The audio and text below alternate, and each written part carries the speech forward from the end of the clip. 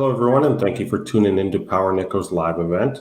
I'm pleased to introduce their CEO, Terry Lynch, and their VP of Exploration, Kenneth Williamson, as well as Duncan Roy, VP of Investor Relations. They take us through their findings of the 2023 drill program. Following that, there will be a Q&A session, so I encourage you to ask your questions, and you can do so in the bottom right-hand corner of your screen by clicking that chat icon. As always, this summit is being recorded, and you can watch it later on at 6.com. So without further ado, I hand it over to you, Terry, to kick things off. Great. Thanks very much, Kyle. Great to be here again, as always, at 6. So today's going to be a little different. We've done a lot of corporate updates and presentations and those types of things, and those are always fun too. But today we're going to dive into the heart of the matter, which is what makes any mining company fantastic is its ore body, and it's all about the process, about how you discover Mother Earth's treasures. So today we've got the captain of our good ship Lollipop in terms of the discovery process is our VP of Exploration, Ken Williamson. Ken's going to take us through sort of what we saw, and just from a history perspective, when we acquired the asset from Critical Elements. We hired Ken and his team. He was at his consulting company, 3DGO at the time, to model the deposit. It was the first time we'd ever modeled it, and he obviously modeled it. And we did our first exploratory drill program and hit on 7 of the 8 holes, and it's been a success ever since, really. So Ken's got a really great feel for the project and the opportunity, and eventually sweet talked him enough, and he decided to come on board the power rocket. So, I'm going to turn over to you, Ken, and walk us through the deposit, and walk us through the Nisk opportunity, and let's see what questions that people may have. Thanks, Terry, and thank you, everyone, joining up. Real pleasure for me to be presenting where we're at and kind of where all of this started off with. So on screen right now is the just general property outline that we have, with that little block there to the far west, but the main Nisk project being situated about in the middle of our property right here. So let's zoom in, but just before, let's just see here that there's a nice road that leads to our project, so making it very, very easy in a logistical standpoint to get access to there.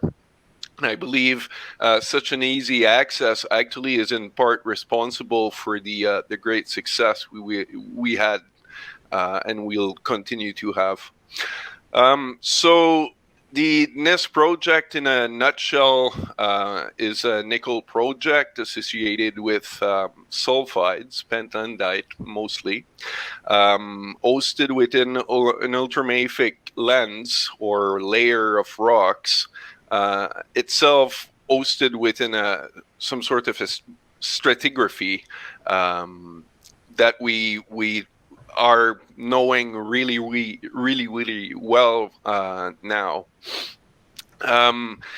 At first, we saw it very, very simple, in the sense that with the limited amount of drilling we had when we initiated that project, there was one lens there, and it was presented to be somewhat uniform, thickness varying a bit, but the grade also varying a bit, but somewhat being like a one panel easy thing to deal with. So the first approach that we had was to confirm that.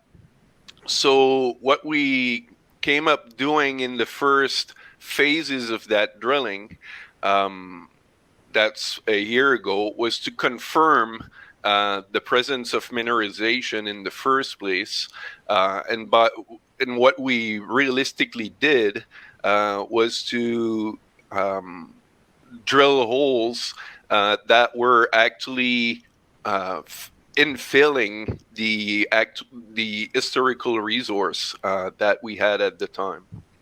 So after that was confirmed, a second phase of drilling got initiated, and that time the idea was to expand on that historical resource. So just in terms of reference, in terms of depth, the historical resource that we uncovered basically was, let me just do this as I'm used to do in live sessions like this. So the initial resource that we have, or that we wanted to basically confirm, was covering, let's say, roughly this area here that we see on screen.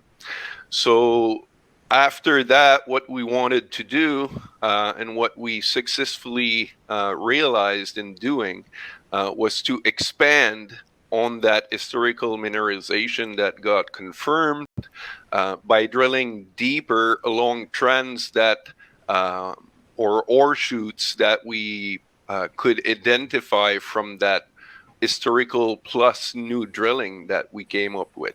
So at that stage, that's last year, we came up with a new set of drill holes, highlighted in here deeper, in between some of the historical resource that was already there, but not demonstrating a solid, robust mineralization underneath. So we drilled underneath the known pod and been able to actually expand that known mineralization down to a depth of about here, which is, if we look at the scale here, would be roughly about 300 meters below surface. So on this run, what we're doing is keep going on the expansion of that known mineralization that we confirmed, but specifically, if we look at our actual program in more detail, I'll highlight that in blue here. The proposed holes and the holes that we're currently drilling in sequence here are the ones that are bolded on the screen, those yellow lines. The little sphere that we see it near the bottom is essentially where the target lies in that longitudinal view. So hole number one. Is there a new slide there, Ken, that needs to be on for hole number one, or? Yeah, I can do that. Actually, that's a really good idea. I'll just switch software here and be presenting you. It's essentially the same image, but a little bit better tweaked. So essentially, thanks for the reminder, Terry. So they pay you the big bucks, Ken. Yeah, I guess. So essentially the same image here. So prior to this current campaign, we can see those hot colors there highlighting where good mineralization is in terms of grade and thickness. What we see in the background there is a grade thickness isocontouring of the nickel grade times the meterage that we saw down the hole. So all of those purple and red blobs are considered to be high-grade nickel mineralization, and as you can see on screen, those bubbles that I created there, or those circles, represent target areas that we're shooting for at this current time. So as we speak, we've drilled 3 holes. They're labeled number 1, 2, and 3 here, highlighted in green. Oh, sorry for the little hiccup in the figure there, but hole number 1 we press released recently. Not the assay results, but nice pictures of the mineralization that we hope for, every time we drill a hole. So very, very encouraging visually, and the reason why we kind of thought it was super important to present pictures of that intercept without necessarily having the final results to base, any assumption on or whatsoever else, is the fact that in our case, it's a little different than other deposit in the sense that visually, when we do see the particular sulfide mineralization, which is that pentlandite, we're definitely convinced as geologists that there will be nickel there. Pentlandite is a nickel sulfide in the first place, so pretty obvious. But what we can't tell is the what the final grade is going to be. Now, there's a definite relation between the amount of sulfides we would then see and the equivalent grade, I guess, but we can't really comment on that. But visually, can we have a look at that picture, Ken, just while you're talking about it? Oh, yes, absolutely. So here's the shot of the. It's a compilation of a bunch of pictures that were taken by the field crew, but it shows the 4 boxes that do contain really good sulfide and semi-massive sulfide mineralization. And when we say it's easy to visually identify, well, all of those golden bands that we see on the picture in that black background, those golden bands are essentially what the massive sulfide looks like in the core. And when we say semi-massive sulfide, it's because it's a little less continuous. It may be seen as little bands of massive sulfides that are not necessarily continuous, but very close together. So we call this semi-massive in that case. So for us, the ore zone starts where we start to see those particular sulfides and would end where they disappear. And it's visually pretty, the correlation we can do from the core logging to what the assay result's going to be is pretty obvious, but we just can't tell exactly what the number is going to be. So we have to wait on the lab for that. Okay, cool. So if we go back to that particular slide, the picture we saw essentially is right in the middle of that circle here. And essentially what we believe it represents here is a trend that essentially would go following that way here. And it would essentially be bridging, so to speak, those high-grade pods that we had near surface that were confirmed by some of our drilling last year. And then the principal target for the beginning of this run was to actually demonstrate that this trend here would still keep going on at depth from the near surface area. So a little bit of the same is happening with actually the rationale that GeoVector and us came up with for this current drilling is we'll start from the core of the deposit within known identified ore shoots or trend, if you want to call it trends. And then we'll walk our way towards the west, testing all of them trends that we've identified, but deeper. So that essentially is the first pass, just, drilling just right underneath the known resource. That should allow us and will allow us to increase the volume of the known mineralization by doing that in a very unrisky way, relatively speaking, as we're not stepping out in that first phase, say, of this current campaign, we're not stepping out too much, but still fair distances away from the known pods. And so this one was like a 300-meter step out or so? Yes, exactly. 300 meters step out from that Bonanza hole that we intercepted last year, Yeah.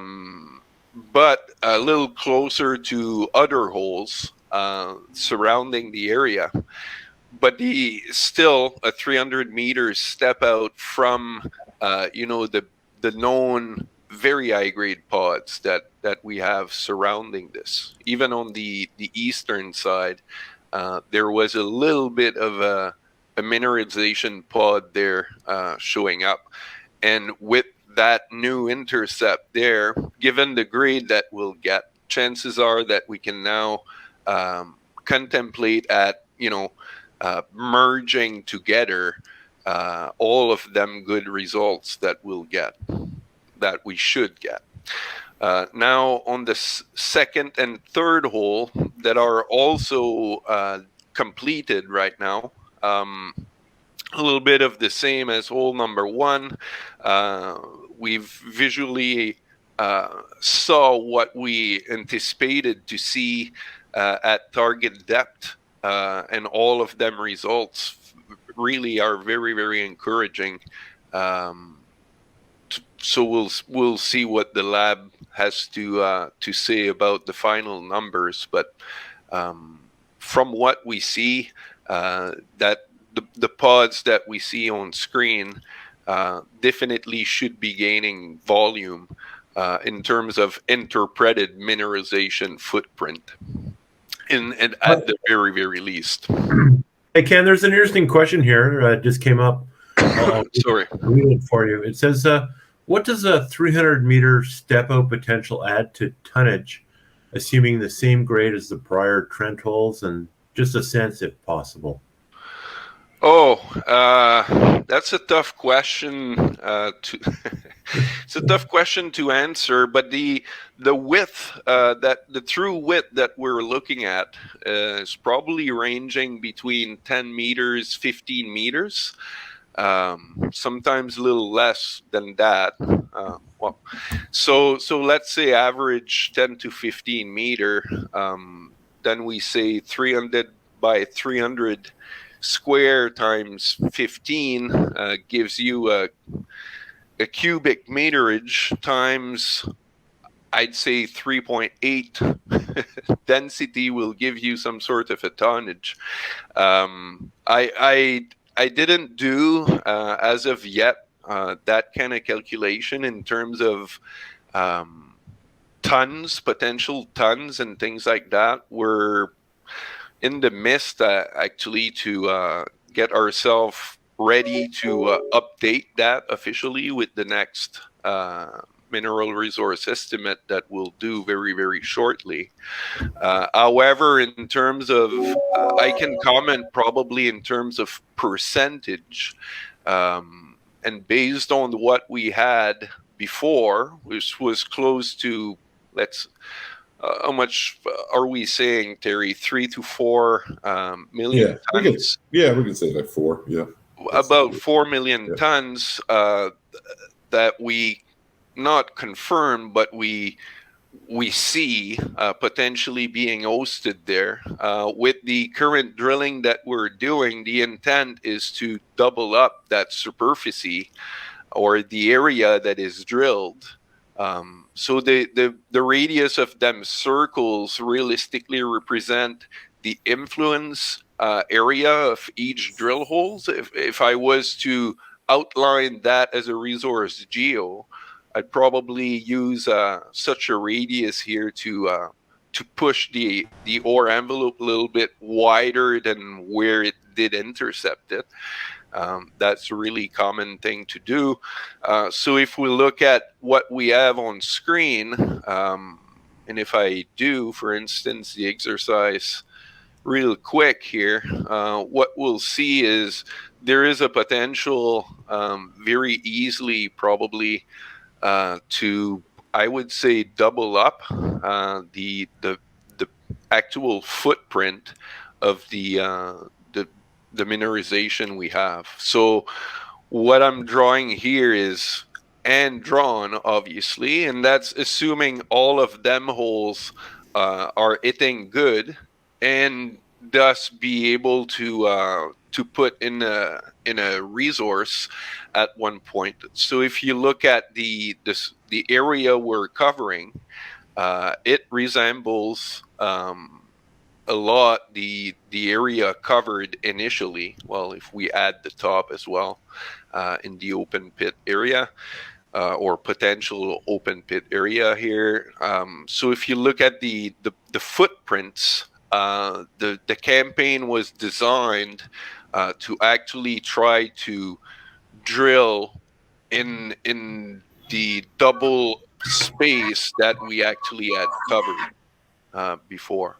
So given that all of them holes return decent hits, and hopefully very good hits, we hope, then we can consider being very easy to increase the size of this.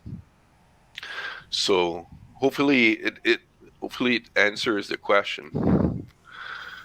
When I was talking to Ken, just to try and help visualize it in my own mind, the river of nickel and how it sort of would look, and what we're looking at now as we sort of talk about sort of like it's like an 800 or 900 meter type of extension, maybe 300 meters wide, maybe 10 to 20 meters thick, depending on where it's at. That's sort of where we're at now. I mean, obviously there's pockets that are not quite there, but generally that's sort of the envelope we're working in, and then as we're pushing it deeper, then obviously you're extending that depth, and that's where we can really start to bang out some tonnage. And the cool part about what we're seeing at the moment, with all the technology we've worked with, and Ken will talk about that in a sec, we're seeing that it looks very open at depth. That's why we're taking these big step outs, and the whole goal here is to just rack up some big tonnage to incorporate into the 43-101. Absolutely.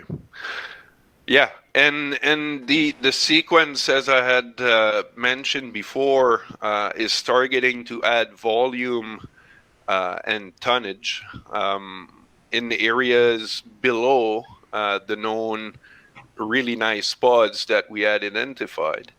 Now, that initial sequence was supposed to be going from, say, the middle eastern part of the deposit and walking our way towards the west, and then come back deeper to do some sort of a half circle in the drilling sequence. As you can see, however, the fourth hole that we were supposed to be drilling has been replaced right now by this one here, which is supposed to be number 10 in the proposed sequence. The reason being is because we're also, in parallel to all that good work that GeoVector does for us in drilling and taking care of the core handling and things like that, and taking care of the drilling campaign overall, we also have Fleet, which is doing the ANT survey on our property. What is the ANT survey? Is the ANT stands for ambient noise tomography. So it's measuring somehow the vibrations in the earth, the natural vibration in the earth, and a little bit as seismographs would be measuring intensity of earthquakes. Those probes that are laid out on a grid, and I'll show you that in a sec. Those probes are actually measuring the vibration intensity of that, those natural vibrations or intensity in the ground, and that what they measure then is the speed at which those waves are traveling to the different rock masses. And depending on the density of the rocks, the speed is different. So for less dense rocks, the speeds will get very slow. And for very dense material, those velocities or those speeds of waves traveling through them rocks will be very fast. So we are lucky here at Nisk to have that nickel mineralization hosted within ultramafic rocks.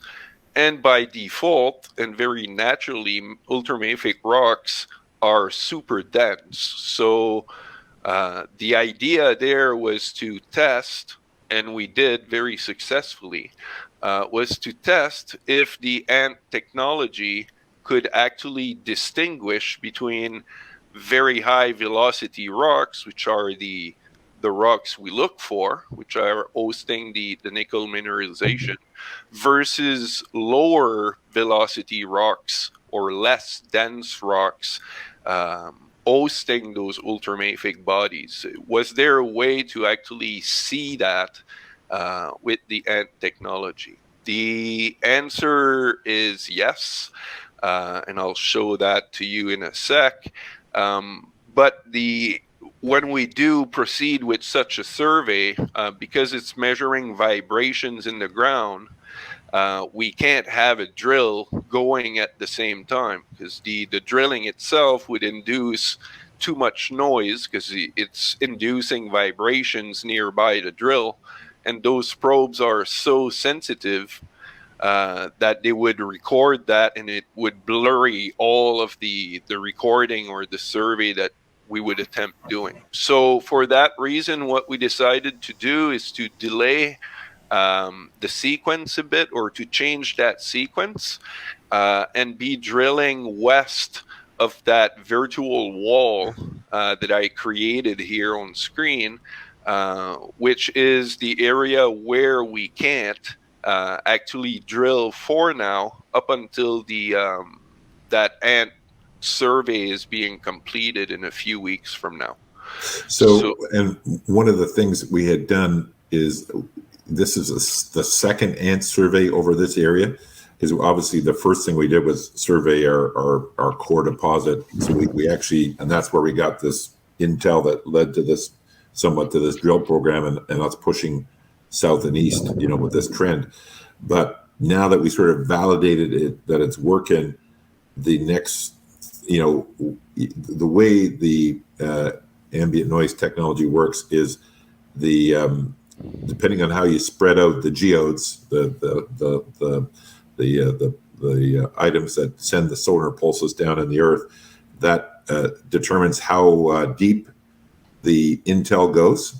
So once we saw it was working, then we saw, hey, let's get deeper, because quite often in nickel deposits, if you get one, then it's not uncommon for there to be multiple layers of nickel in a deposit. So you'll have a top layer, and then there'll be a medium layer, and and it can go on for very long time. As if you look at any of the giant nickel deposits like Norilsk or Sudbury or Vale or Voisey's Bay or whatever, they have multiple layers on these things.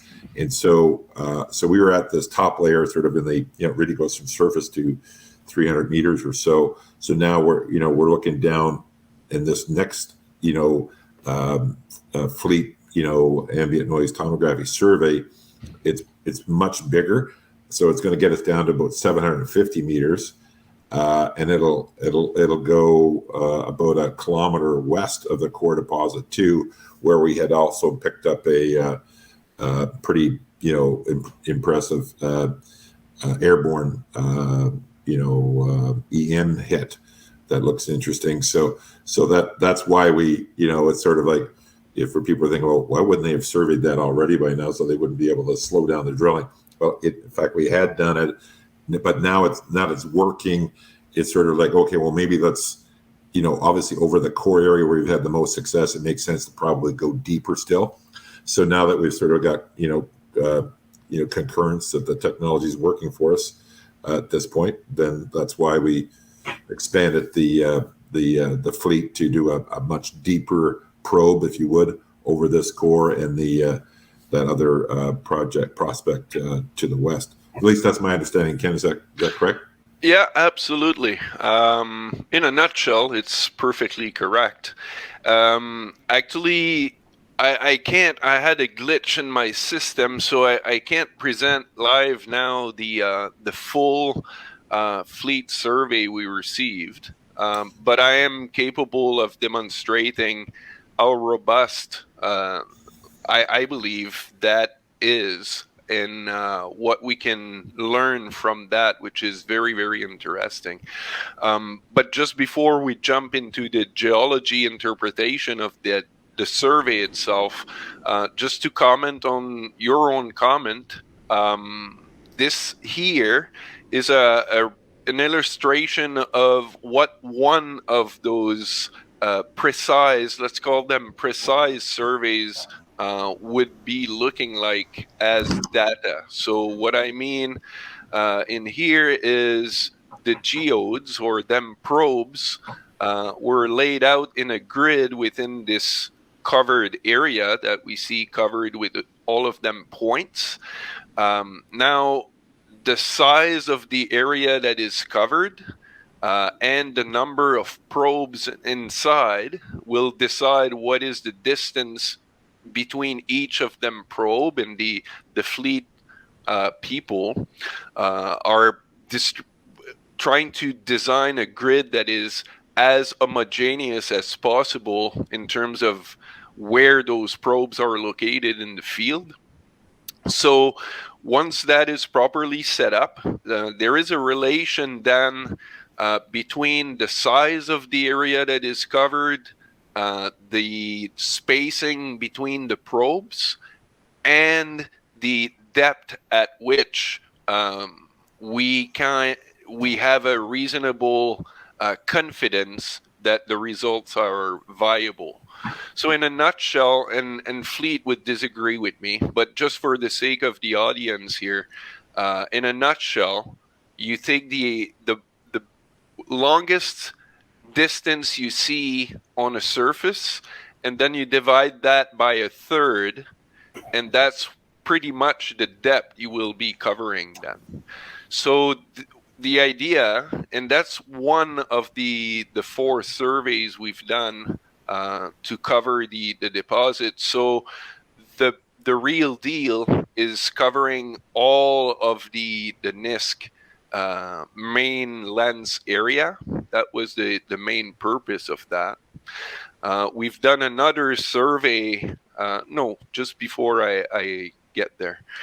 So we've covered this entire area. So as you can imagine, when we do combine all of them surveys together, the area covered is going to get enlarged, and thus the depth at which we can see things increases slightly when we actually combine all of those models together.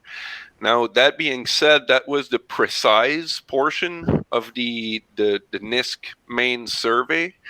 What we also decided to do is to do a more, let's call it, well, it's not really regional, but let's call it an enlarged survey that is covering a much wider area centered still around the Nisk deposit. But the idea is then to be covering a much larger depth, or increasing the level of confidence we have in the data that we can interpret at greater depths.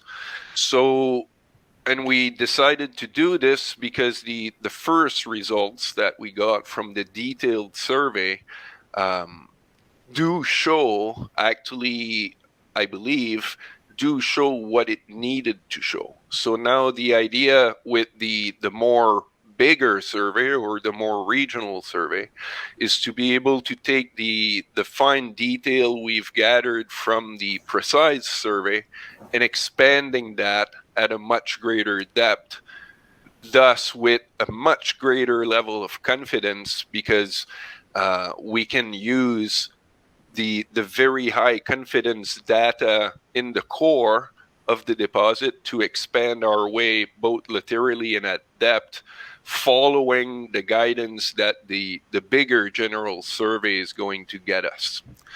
So that's very, very interesting, and we're very excited about that. We're yet to receive any data for the regional survey. It's being gathered now, and that's the reason we can't drill right now in this specific area. We need to stay out of the covered area here.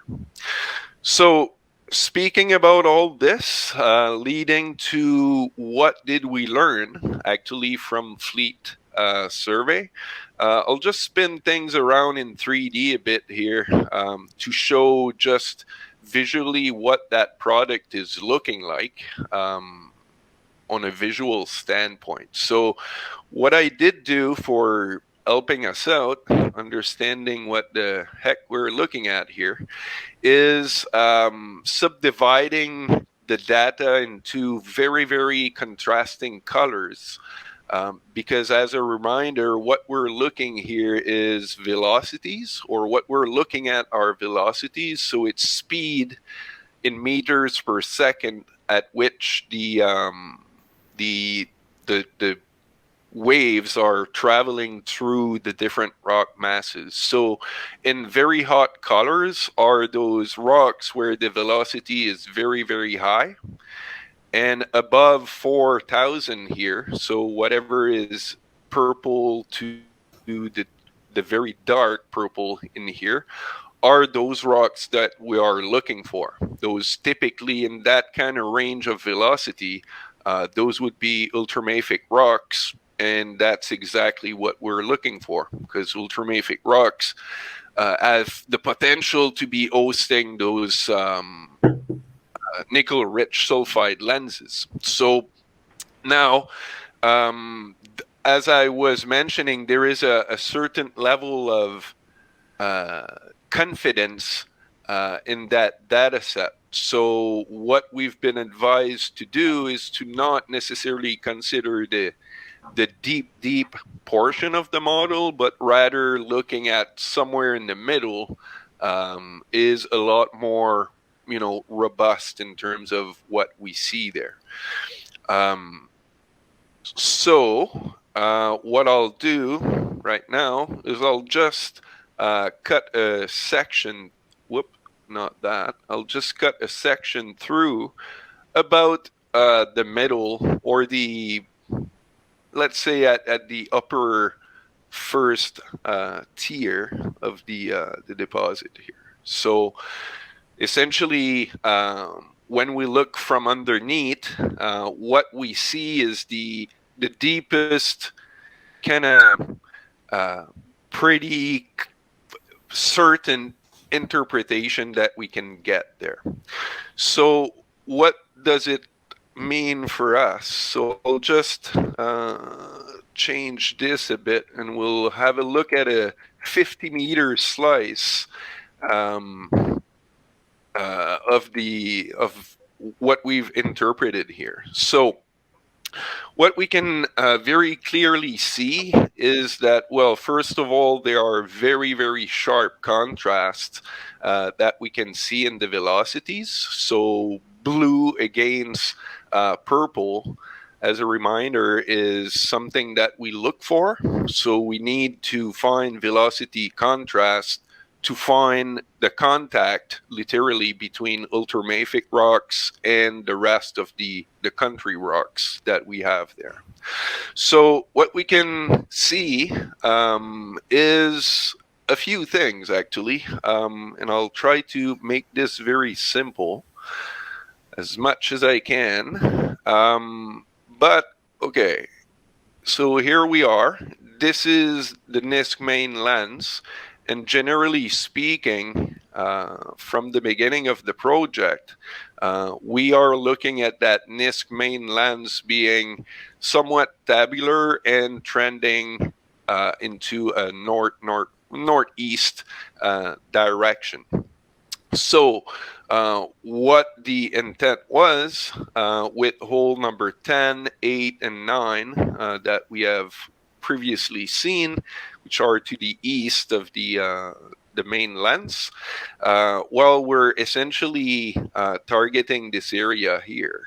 So the continuity of that sharp contrast between very low velocity rocks and very high velocity rocks. That's where the ultramafic body lies in here, and thus mineralization. So if we didn't have the fleet technology or the fleet survey going, our idea was to go that way. So that was the initial idea. And why were we going that way is essentially because when we look at the overall picture here, we thought, and we still think, that something is going on and shoots off in that direction, and literally almost following the boundary limit that our property boundary that we have here, up to a point that to the very far east, last year we've presented some results in this area that we've called Wildcat, in the sense that it's a really wildcat target area, and that was solely based on geophysics and things like that. So it was like a oddball. We decided to drill this regardless and came up with very interesting PGE-rich intercept. So what are PGEs? It's platinum and Palladium, palladium and things like that. So that's really, really interesting because those PGEs can be, a very significant byproduct in such a nickel environment. So the idea was then we kind of know that something cool is happening in this part of the world. So we should be probably keep going our way and drill up to where on our ground, obviously, but following that known trend that we knew, which we thought at the time was the pure and simple kind of extension with a little bend here, but the extension of the known main Nisk trend over here. So now from the fleet survey, we can confirm that the actual trend that we had in mind is there.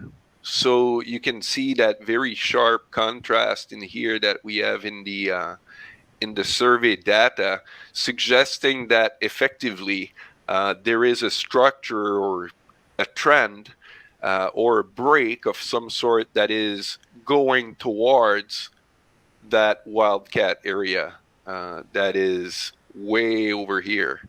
So we were very, very pleased to see that. But at the same time, we came up with other observations that are very, very intriguing. So I'll draw them in red here. And if we're looking at velocity contrast, one of the things that struck me when I first saw the initial data here was that we can actually somehow design another kind of trend where velocity contrast is very high, but that trend kind of goes off trend as compared to the blue initial trend that we had identified. So let's call this trend number 2. Well, this one here is trend number 1, going towards Wildcat. So, how can we explain then that the ultramafic rocks can be doubled up? Well, there are several scenarios that are envisaged right now, and I'm still in discussion with the GeoVector team to try to understanding this. But in the different scenarios we have, perhaps it could be some sort of a fold keel that is bending the whole thing over, and maybe we are on one side of that fold, on one limb in to the west and on the other limb to the east. That could be an option. Another option could be to involve faulting, post mineralization faulting in the picture. And to be honest, at this point, I'm more along that as a good scenario, and we'll be testing both ideas anyway. But the default approach seems to be very elegant in the sense that when we look at the little irregularities that we've modeled when we modeled the main lens at Nisk, what we could see is several little breaks actually running subparallel one to the other. And I'm trying to design this the best I can here, with another trend going a little off trend like this. Somewhere it's seeable, we can see it. Some other times it's more difficult. But then when we compare what we knew from the structural analysis done in the past, by me essentially, to the results that we got from Fleet, it's pretty intriguing and amazing that we can recognize the same kind of orientations that we had. Oops, sorry, not that one. The same orientation that we had kind of seen in the past using a different approach, which is pure and simple structural data and, designing a fault system in this area. So that's very, very intriguing, and it led us to the interpretation that perhaps all of them faults are given a dextral apparent motion in surface, and that would coincide really well with the slight offsets that we were seeing in the Nisk main lens. But the difference now would be that what we are intersecting here perhaps is a little bit of a major fault that is perhaps moving things and shifting things a lot more than what we had seen before.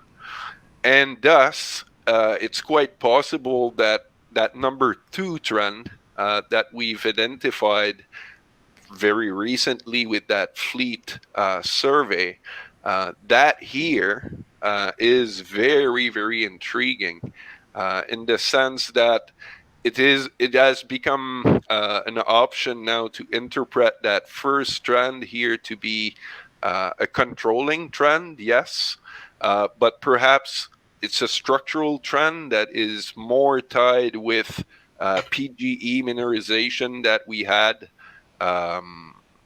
in the far east Wildcat area.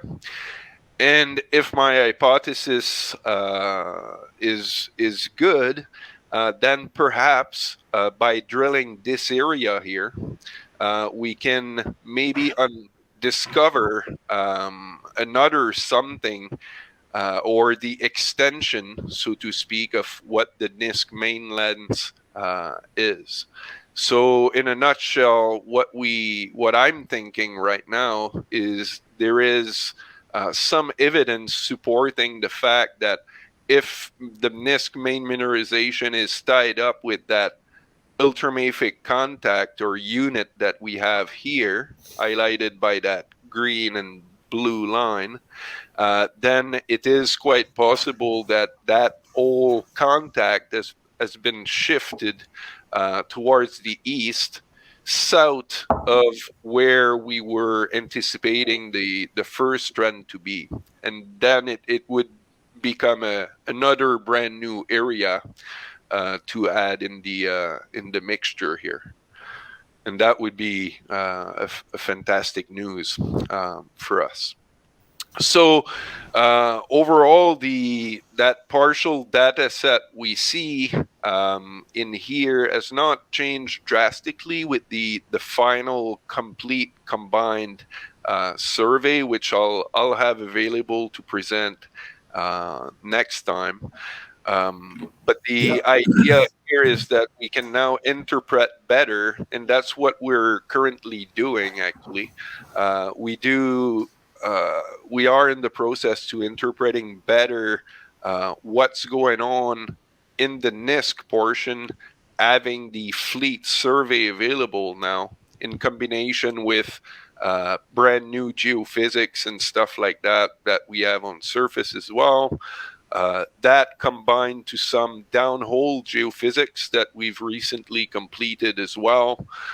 So we're in the process of merging all of them data sources together to, as precisely as we can and as good as we can, interpret what really is going on there. And testing ideas is probably what's driving us right now. We're very, very excited about those new trends, actually, that literally we didn't have a clue about up until recently. So stay tuned, I guess, for for the next run of drilling.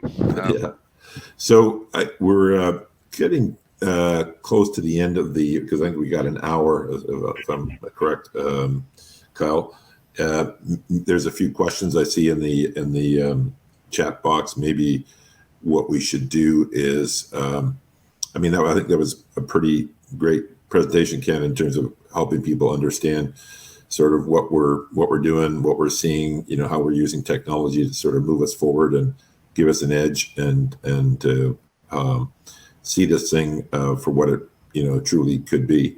The good news I say to people when I'm out there pitching the investment, I'm saying, we're trading at such a crazy discount to what we've already discovered.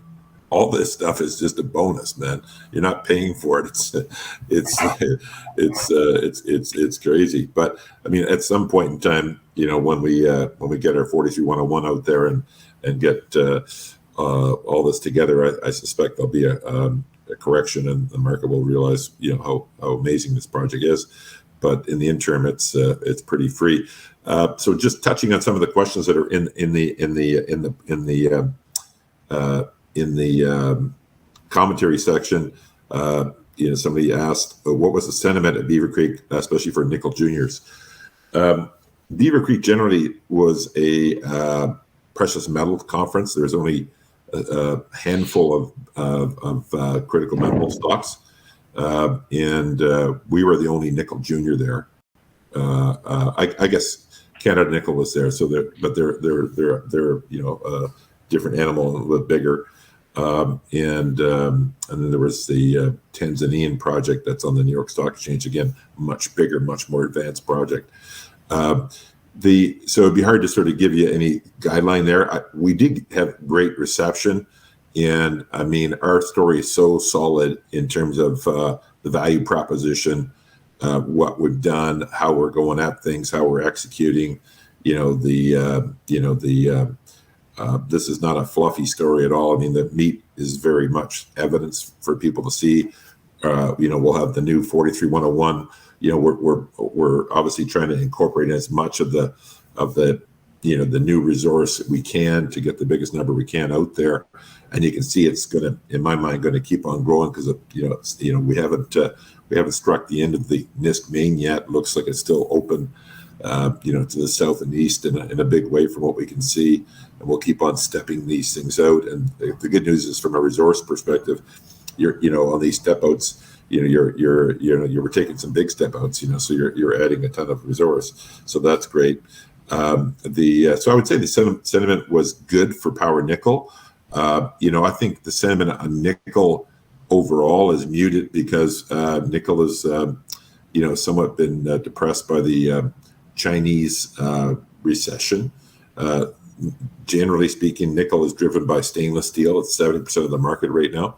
And stainless steel is about construction and generally in the Southeast Asia and India and China, where people are moving from villages into, from agrarian society into villages and cities and towns. And the whole driver is they're buying pots and pans, fridges and stoves. That's stainless steel. So that has grown at 6% compound annual growth rate for a number of years, but obviously the last year that slowed down. And so in China, there's a bit of an oversupply of stainless. And so that softened the overall nickel market. But, if you look at any of the, forecasts for nickel, obviously, there's 60 kilograms of nickel in the average EV, that uses nickel, one of the nickel batteries. So if you're going from, as you're adding from 10 million cars to 20 million cars, 30 million, so forth, they're expecting that, nickel right now is, for EVs is about 10% of demand for overall nickel. And they're saying that within 3 or 4 years, that'll be 30%. And then, within a couple of years, 50%. I don't know that we'll ever get there just because I don't think we'll ever find that much nickel. But, that nickel, long-term looks fantastic. And, nickel is going to have its day. I think the nickel juniors are a ridiculous buy across the board. And within that subset, I would say that no question that we're the best asymmetric bet in my view. Of course, I'm long and therefore recommend, so I'll put that out there. Nobody's been buying more stock in this deal than me, so it is what it is. But yeah, so that's the comment on the nickel juniors. Some of the other question. Somebody says, when you say regional data that you will get from ANT, how big an area does that include?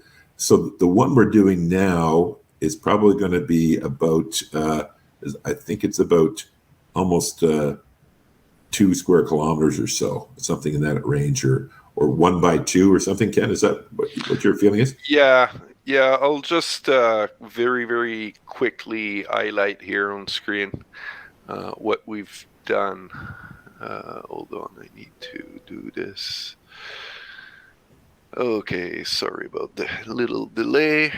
New this. So, okay, so that's one of the 4 survey that we've done for the main Nisk. And when I say one of the 4 is because all of the others are kind of overlapping in such way that we can reread the same data, increasing the level of confidence and precision on the interpretation. So we've done that. We are currently interpreting this. Well, Fleet is, not us. I haven't seen the data yet for that. And the regional, and I'll change color here. What we call regional is to get a better depth view. So essentially what we're covering here is more of an area, say like this, if my memory is correct. I may be wrong, but in the exact I think it goes a little location, deeper and a little wider, but yeah, generally speaking. Yeah. Generally speaking, the idea is to enlarge laterally in both north and south direction the distribution of them geodes. The spacing is a lot larger because we still have those 40 geodes to play with, so that number isn't changing. But because the area covered and the spacing is larger, then in a long view, let's say a long view like this, what we're anticipating is essentially something like that. So what I did mention earlier is, I need to have slides pre-made. So with the detailed survey, we're reaching a maximum depth of that, which is about 200 meters. But we need to cut that, say, a little bit. and in the center, it's going to be a little bit more precise. So we're essentially covering, say, a real depth of about there, just relatively speaking. And then with the regional, the way the geodes are distributed, what we will be achieving is to reaching some sort of a depth down to here. But the resolution here will be a lot more blurry as compared to the upper part. But what we know and what we will do is, even if that contact is blurry, and this one as well is blurry and whatever, because we have precise knowledge of what's coming up from surface, we will be able to design appropriately the same contact shooting out at depth with the regional survey. So it's like if having a not so detailed big map, and then you zoom in into a more detailed map, and then more detailed map kind of approach there. Okay. But Couple more questions just before we go. I think we got to wrap it up in a few minutes here. So Adrian asks, how would you describe the advantage of ANT? Does it reduce overall exploration costs? Does it speed up knowledge discovery, both, or something else? So, we would, at this point, we're still verifying this. We're still, obviously, as we're drilling the holes and confirming that the leads that were given by ANT are good. It's obviously confirmation that the thing's working. So I'd say so far, we're pretty thrilled with it overall. And we would think it would reduce overall exploration costs because you're going to have less dry holes. And the other thing, it does speed up the, so we're able to take the risk of this, because like that step out hole was, probably $150,000. So, you don't throw 150 grand around unless you're pretty convicted there's going to something good out of it. So that helps you as well, I think, in terms of, taking the exploration steps sooner than you might have otherwise done. Question from D. Chippen. Are you going to delay the 43-101? It's going to be delayed a little bit from, we thought we'd have it out in sort of early October, mid-October. Now we're thinking like maybe it's going to be early November, but probably not much beyond that. We're going to definitely try and get it out then. So we'll try and incorporate some of the holes we've done. We won't incorporate all of them, but because the plan is to keep on drilling here for some time, and there'll obviously have to be more updates to the 43-1 as we go. So,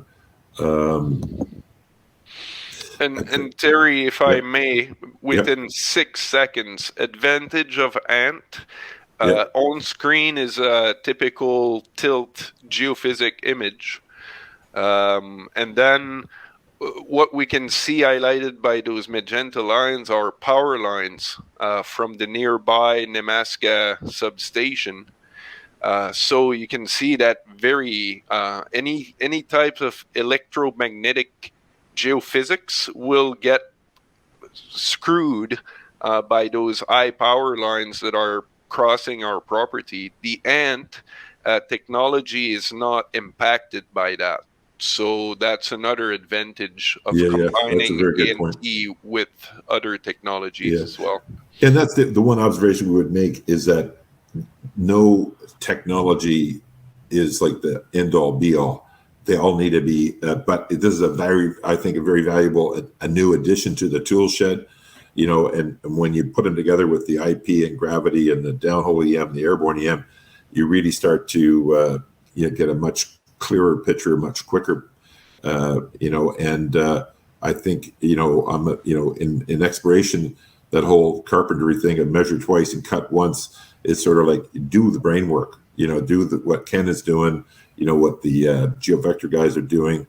Use all these technologies. Get all the thoughts together and work that out really, aggressively, and debate and discussion as to how it could impact the drilling, concepts, and then go and drill. You know what I mean? Because drilling is expensive. And of course, ultimately you're going to miss. Like we've been hitting on, I guess we've probably hit between 50 and 60% of our holes have been successful holes, i.e., you've hit mineralization. that's ridiculous, So that's just a tremendous number. I've never had that happen before in my life. So you're never going to hit 100 because you wouldn't be pushing the envelope enough, because you're basically trying to prove you got the biggest ore body possible. So you got to push the envelope, and you got to take shots. But obviously with these technologies, we can take the shots sooner on the more obvious ones, and hopefully deliver the goods in terms of resources, which ultimately impacts hopefully share valuations, and that's how you create value for shareholders. So I don't know, Kyle, was there a 1 hour limit on this? If you are all free, I'm free for another 30 minutes. Feel free, but I appreciate you guys going the whole time. It's really your call and the audience if they have any more questions. But I believe you answered all of them. Yeah, I think we've got most of them done. Ken, any final thoughts? On the PGM hole, just because we talked about it, and we like you and I, of course, know the PGM hole, and it was a spectacular hole, but maybe some of the audience doesn't know, and maybe it's a little refresher on where that was, and that might Sure. be, if we have some extra 5 minutes here just to go through that.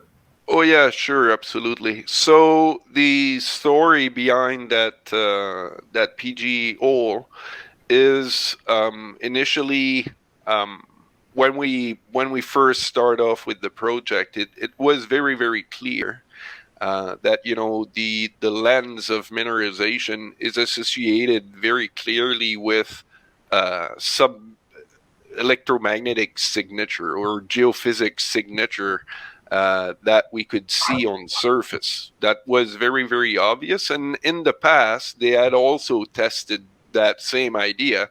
All of them holes that we have to the west here are historical holes that were showing little sniffs of nickel, but not as great as the main pod in here.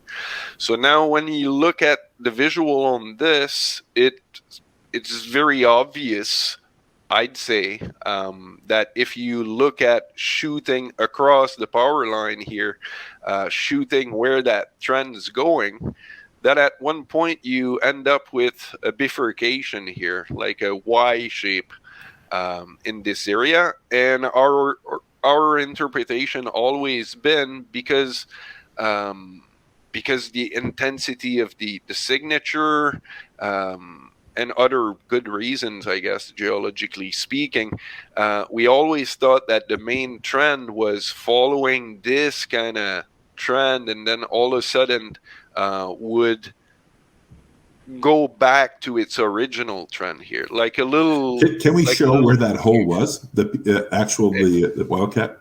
It's right there. So Okay. You see the two little lines there. Okay. The That's good it. PG intercept is this one. Okay. In here. Yeah. So we had the impression that the whole thing was kind of bending, and if you look at this anomaly here, linear anomaly, and this one below, and you want to keep the same distance in between, then naturally our expectation was this guy here is probably equivalent to what we have here. So it became very, very obvious to us to follow actually that magnetic anomaly, and then be drilling in this part of the world where the orientation of that ultramafic band, well, what we had interpreted at the time as an ultramafic band, was at approximately the same orientation of the Nisk Main. Then we thought that is a really good and nice wildcat target. So Terry accepted the idea, and that's a good thing, because we drilled there and ended up with discovering a little bit of nickel, but the most interesting part was the PGE which fabulous intercepts. I can't recall the exact numbers, but very, very impressive. Yeah, 7.75 meters of basically 1 ounce is a PGE, equivalent. I rarely had seen that before. Yeah, no, that's a bonanza hole for sure. It is. It is. Yeah. And then with so we'll keep working on this area. That's the reason why we did the fleet or the ANT survey in this part of the world as well. That is to help us out understanding better the real geometry of this in 3D. So to speak, what's the dip of that, because we have very, very limited information. And the fleet survey in this part of the world was designed also to be, as much as we could, be testing this little anomaly that we have here that we're uncertain what it is, and also to be testing another identified trend from the GeoVector crew, which is following somehow that little anomaly here and is interpreted to shoot in somewhere in this area, in that little wedge of our property. So the fleet survey has been designed here to cover that. So in the coming weeks, we should be able to better understand and better interpret what's going on there. And I'm totally convinced that this would be a target generating session as well, to follow up on that really nice hit that we had. Yeah. Okay. And Ken, the other question I had, that I was wondering is just east of the main or west of the main thing. We had that nice hit on the EM, and we've and I guess the regional program will cover that again, right? Absolutely. Yeah. What are your thoughts on that area? Well, obviously the western part, when initially I had looked at it, it's a little bit disappointing, in the sense that the very few holes that we have do not show necessarily very, very exciting stuff going on. Now, the one thing we did learn, though, is when we look at the long view and what's going on at depth, it's not necessarily always good mineralization near surface. There also seem to be other trends that are somehow in a secondary way perhaps controlling mineralization. And as you can see towards the west of the deposit, even on surface it was not that nice looking, but tens of meters below, that's where we get really nice grade starting to show up. So one of the first idea we had was to take that plunge and going upward, so in this area, but from the results we have from the historical programs, and you can see there's quite a bit of a number of holes in this area already, without necessarily too much exciting things happening. So what the intention is with the regional survey, the fleet survey as well, is to better understand what's happening in here. As you can see, we have no information but geophysics, EMs and stuff like that, triggering nice targets still in this area. So soon, I guess the intention overall is to, from the scale we see on screen, will be capable of designing, I believe, a very robust lithostructural model that will include all rock types, all dikes that we see, pegmatites in particular that could contain lithium. Who knows? We'll investigate that. But those dikes and faults and things like that, we definitely need and will be modeling this in 3D to support the upcoming MRE. That MRE will be very geologically as robust as we can. Yeah. So the Constantine had a question on are you after all of this new information and more confident that the Nisk project can be much bigger than a 10 million ton nickel resource. And, you know, when I'm out talking about the project, I definitely think, you know, I compare this, the ultramafic deposits in Canada that were, you know, have been sizable would be Lynn Lake, which is 22 million tons, and Voisey's Bay, which is plus 50. And I fully believe, you know, that we'll end up somewhat north of you know, Lynn Lake and towards Voisey's Bay, and who knows? You know, this thing has got a ton of potential, as you can see, as Ken sort of walked you through it. Now, it's just at this point we're arm waiting because we don't have you know, enough drill holes to say that. But I mean, you know, every nickel sulfide mine in the history of the world was multiple pod. So that means that there's been, multiple pods contributed to the overall resource. Right now, you know, we have this one giant pod called Nisk Main, and it's, you know, 8-10 million tons. Who knows what it'll be when we get to 41 out? But it looks like it's still got tons of growth potential to grow that even beyond that.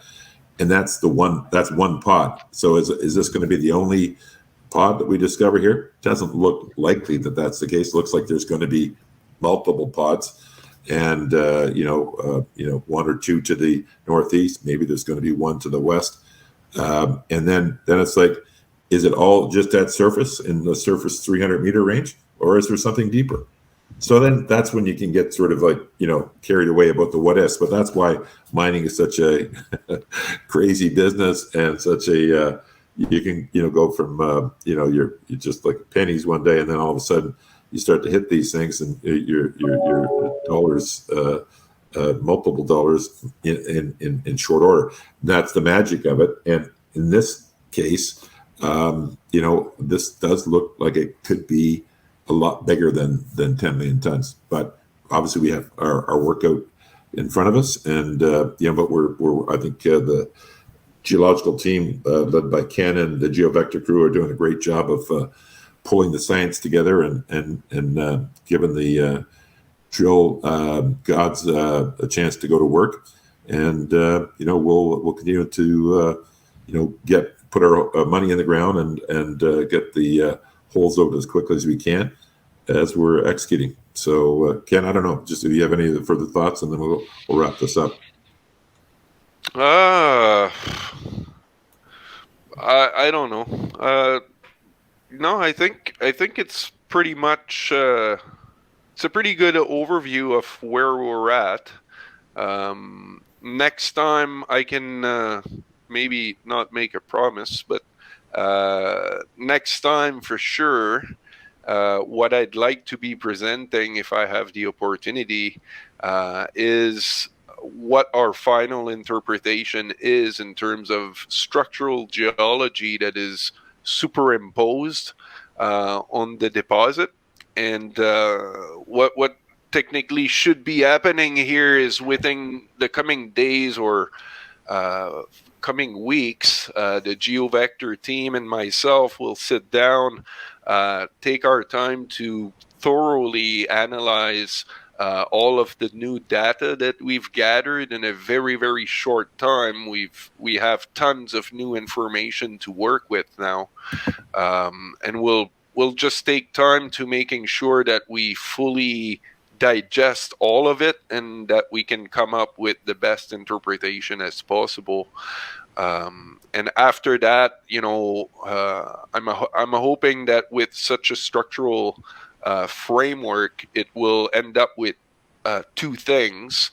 The first being that we can ourselves better understand what's going on, and therefore better spend that money underground by better drilling that deposit based on very robust geology. And secondly, I do believe that focusing on that will also end up with us delivering a really very, very robust 43-101 in the coming weeks, months from now. So So it's all good. Very excited about what's happening now. So it was good. I think it was an interesting, good engagement from the community out there. Mineral resource estimate, ORIC, is what MRE stands for. Just as last question, the going forward, one of the things we're going to do as we get wrapped up with the fleet on Nisk. And fleet will always, it's a technology that's iterative. So as we get more drill hole information, we correlate that to the data, reprocess it, we get better intelligence. That's the wonder about the whole thing, is that it's very much an interactive model that keeps on getting better as you get more intelligence, more data sets. So we'll keep on doing that. But one of the things we hope to do, and I've talked to the fleet guys about this, is we'll have a separate session with we'll bring some of the fleet guys on because they're anxious to do this too. We'll get and we'll have like just a fleet session and talk about what we've learned from fleet and how we're using it. And I think the audience might get a kick out of that. And I'm sure it'll be a revelation to us all. So, but that'll probably be in sort of mid-October, I'm thinking. So when we get all that stuff together, but that'll be another good technical session to have and help everyone understand what we're working with here on the beast that is Nisk. So, all right, everyone, thanks for coming today, and we'll turn it back over to you, Kyle. I think we're ready to kick off. No, I'm just going to thank you, gentlemen, for the engaging presentation and conversation. Just a reminder, if you tuned in late, that there will be a recording available probably within the day, so keep an eye on that. But other than that, gentlemen, thank you for your time.